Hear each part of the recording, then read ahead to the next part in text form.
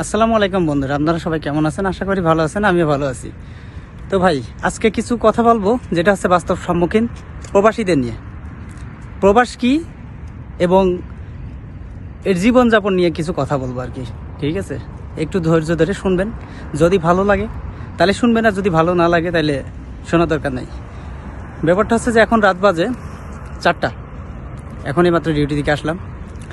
তো প্রবাসে যারা নতুন আসছেন কিংবা আসার চিন্তা করছেন, ঠিক আছে, তো এই মানুষদের উদ্দেশ্য কিছু কথা, যে কথাগুলো ব্যাপার হচ্ছে যে আপনি যখন নতুন একজন মানুষ প্রবাসে আসবেন, এই প্রবাসে আসার পরে আপনার মনে হবে যে কোনো এক গ্রহ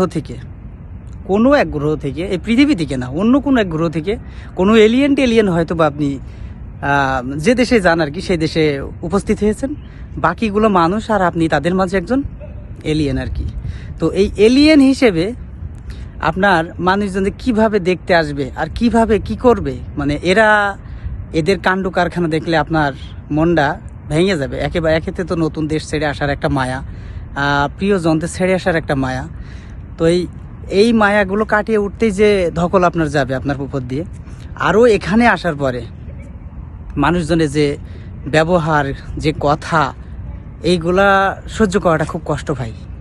ঠিক আছে, তো যদি কেউ এই কথাগুলো, মানে দেশের মায়া, আত্মীয় স্বজনের মায়া, নিজের পরিবার স্বজন, তাদের মায়া ত্যাগ করা সহ্য কিংবা ধৈর্য যদি আপনার ভিতরে থেকে থাকে, তার চাইতে বড় সহ্য এবং ধৈর্য হচ্ছে যে আপনি এখানকার মানুষজনের ভিতরে কিভাবে টিকে থাকবেন।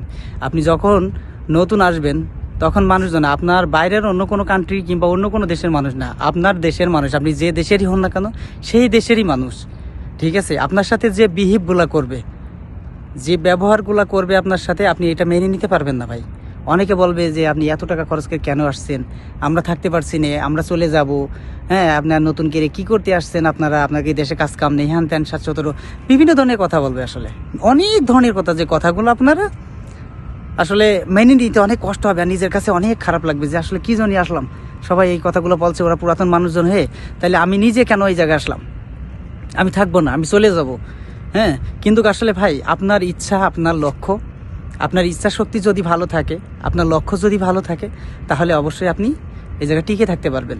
কে কি কথা বলল, কে কি করলো, এটার দিকে তাকাবেন না, এটা নিয়ে ভাববেন না। আপনি আপনার লক্ষ্যটা কি, আপনি কি জন্য এখানে আসছেন, আপনার উদ্দেশ্যটা কি ছিল এবং কি উদ্দেশ্য নিয়ে আপনি এখানে আসছেন? সফলতা অর্জন করার জন্য অবশ্যই। তো এই সফলতার পিছনেই ছুটবেন আপনি। আপনার ডানে বাই কে কি বললো, কে কি করলো, এটা দেখার সময় আপনার নাই ভাই। ঠিক আছে, আপনি যেমন আপনার বাবার, আপনার মার, আপনার স্বজন, আপনার আত্মীয় স্বজনের অর্থ নিয়ে খরচ করে আসছেন এখানে, তো আপনার উদ্দেশ্য থাকবে হচ্ছে সেইটা, যে আপনার অর্থ ইনকাম করার।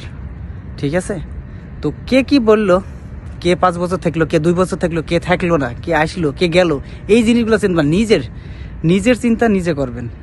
নিজের চিন্তা সবসময় নিজে করবেন, যে আপনি কি করতে এসেছেন আর আপনার উদ্দেশ্যটা কি, আপনি কত দূর পৌঁছাতে পারেন। ঠিক আছে, যেমন কর্ম তেমন ফল, একটা কথা আছে না? তো আপনার উদ্দেশ্য যতটুকু দৃঢ় এবং শক্তিশালী হবে, আপনি ইনশাল্লাহ ততটুকুই রোজগার করতে পারবেন, সেভাবে টিকে থাকতে পারবেন। ঠিক আছে, শত্রু বাইরের কেউ না, শত্রু নিজের ঘরের হয়।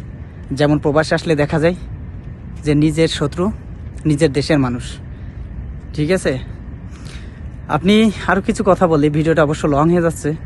তো যাই হোক, আপনার ধরেন আপনি যে কোনো একটা প্রতিষ্ঠানে চাকরি করছেন, যে কোনো একটা প্রতিষ্ঠানে কিংবা কলকারখানায়, যেখানেই কাজ করেন না কেন বাইরে আসা পরে, তো আপনার চারপাশে যে মানুষগুলো থাকবে না, এই মানুষগুলা যে আপনার সাথে কি বিহেভ করবে, শুধু এদের এই সিনগুলো দেখবেন আপনি, আর ভাববেন যে এরা কি মানে জন্মসূত্র থেকে দেশে থাকতেই এই কাজগুলো শিখে আসছিল কিনা।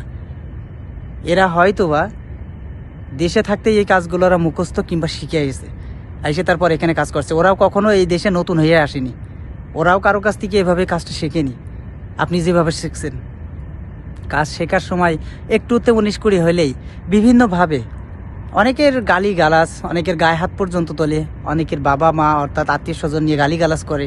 হ্যাঁ, মানে একেবারেই রাব ব্যবহার। এই রাব ব্যবহারের কথা আসলে বলে বোঝানো যাবে না, এই রাব ব্যবহারের কথা বলে বোঝানো যাবে না। তখন আপনার মনটা ভেঙে যাবে ভাই, যে আপনি কী জন্য আসছেন, আর কি জানি এত কথা, এত টাকা খরচ করে এসে এত কথা, এত নির্যাতন, এত ওই অপমান সহ্য করে এখানে থাকবেন আপনি? এর চাইতে দেশেই তো অনেক ভালো ছিল।